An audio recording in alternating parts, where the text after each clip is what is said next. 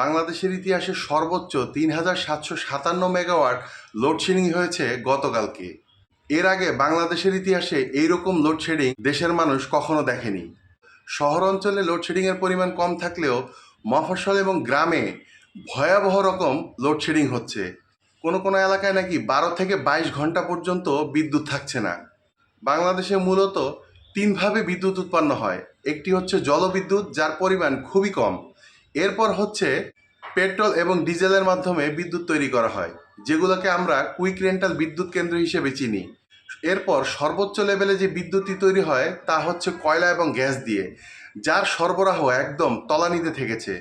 বাংলাদেশে বিদ্যুৎ তৈরি করতে প্রতিদিন প্রায় ২৫২ কোটি ঘনফুট গ্যাসের প্রয়োজন হয় এবং হিউজ পরিমাণ কয়লার প্রয়োজন হয়। ইরান আমেরিকা যুদ্ধের কারণে এলপিজির সরবরাহ কমে গেছে, তাই বাংলাদেশে প্রতিদিন ২৫২ কোটি চাহিদার বিপরীতে মাত্র ৭০ কোটি ঘনফুট গ্যাস সরবরাহ করতে পারছে বাপেক্স, যা চাহিদার তুলনায় খুবই নগণ্য। এভাবে চলতে থাকলে দেশে ভয়াবহ বিপর্যয় নেমে আসবে বলে মনে করছেন বিশ্লেষকরা।